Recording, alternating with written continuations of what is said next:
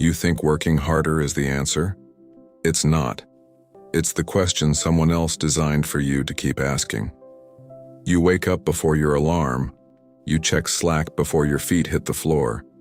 You eat lunch at your desk because there's too much to do, and leaving feels like falling behind. You stay late not because anyone asked you to, but because leaving on time feels like a confession, like you're admitting you're not serious enough, not committed enough, not hungry enough. You tell yourself this is temporary, a phase, that the effort is compounding, that the payoff is coming, that the people who see you grinding will eventually reward it. You post about the 5 a.m. starts. You track your productivity. You wear your exhaustion like a credential. This is you, and you're not lazy, you're not weak. You're actually one of the most disciplined people you know, which is exactly why what's happening to you is so hard to see. Here's the part no one says out loud. The hustle you've been sold isn't a path to freedom. It's a system of extraction dressed up as self-improvement. And it works. Not for you, but on you. Every hour you over-deliver, every boundary you don't enforce, every weekend you just check in quickly. That's not investment. That's a transfer. Your time, your health, your cognitive capacity, quietly moved from your account into someone else's. The people at the top of the companies promoting hustle culture are not hustling.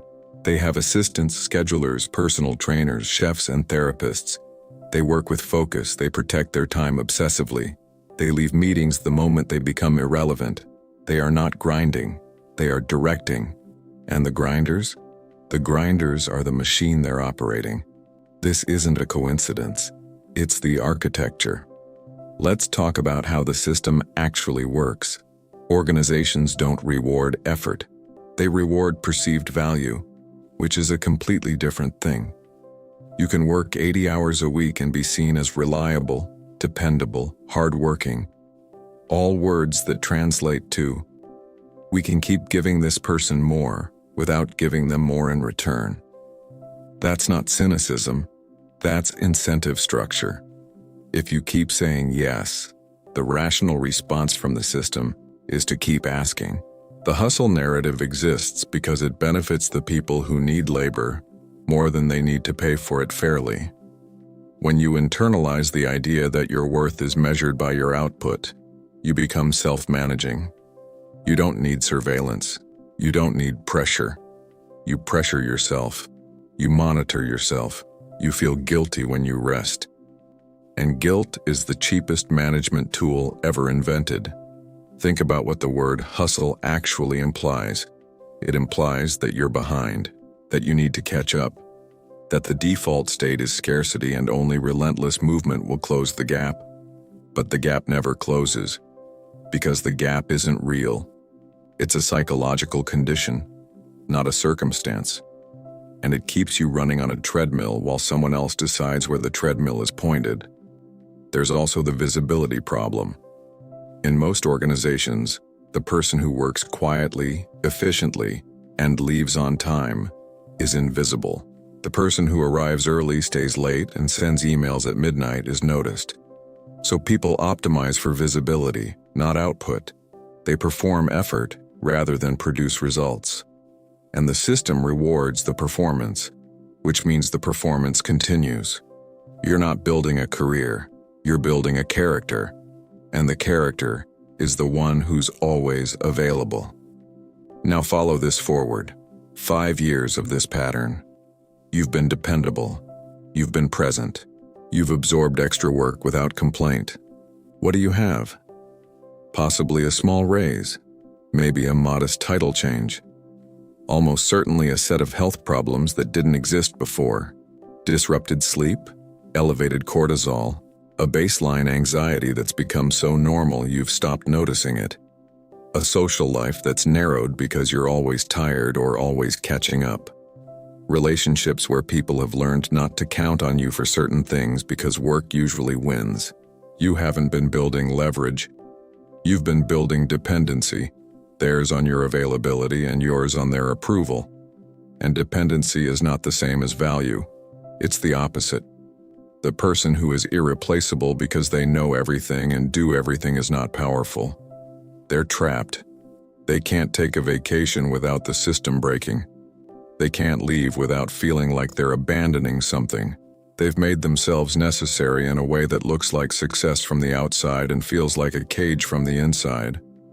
Meanwhile, the people who got promoted aren't always the ones who worked hardest. They're the ones who understood the political landscape, built the right relationships, made their work visible in the right rooms, and knew when to stop executing and start positioning.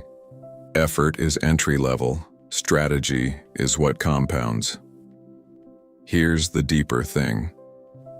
You've been optimizing for performance in a game you didn't design, and the metrics you've been chasing, hours logged, tasks completed, emails answered, projects delivered, those are activity metrics. They measure motion, not direction. They tell you how fast you're running, not whether the destination is right. There's a difference between being productive and being strategic. Productivity is about doing things efficiently. Strategy is about choosing which things to do at all. Most hustle culture teaches productivity. It teaches you to optimize the execution. It almost never asks whether the execution itself is worth optimizing. The person who reads 3 books a week about success while working for someone else's vision isn't investing in themselves. They're reinforcing the idea that self-improvement is the missing variable. That if they just get better, smarter, faster, more disciplined, the system will finally give them what they deserve. But the system doesn't work on deserving. It works on leverage. And leverage comes from what you own, what you know, who needs you, not from how hard you work inside someone else's structure. The shift is this.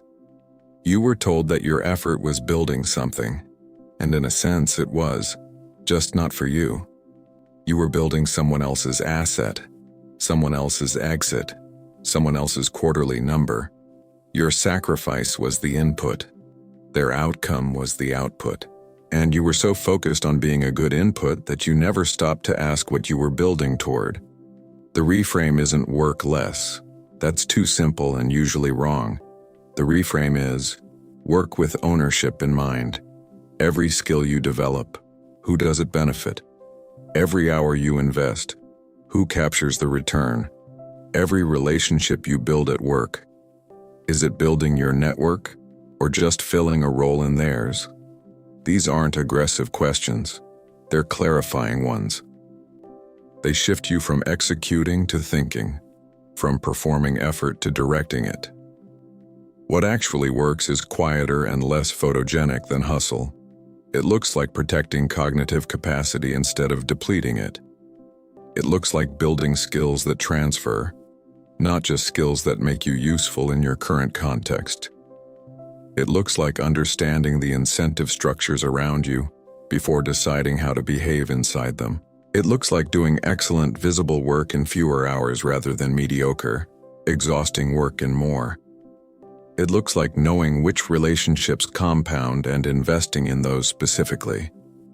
It doesn't make a good Instagram caption. It doesn't have a 5 a.m. alarm. It doesn't look impressive from the outside, but it doesn't extract from you the way grinding does. And extraction over time leaves nothing. Here's what stays. The problem isn't that you worked hard. The problem is that hard work was never the variable that mattered. And the system needed you to believe it was. You were disciplined. You were consistent. You were everything the narrative asked you to be. And while you were busy being those things, the people who understood the actual game were playing a different one entirely. You didn't fail by grinding.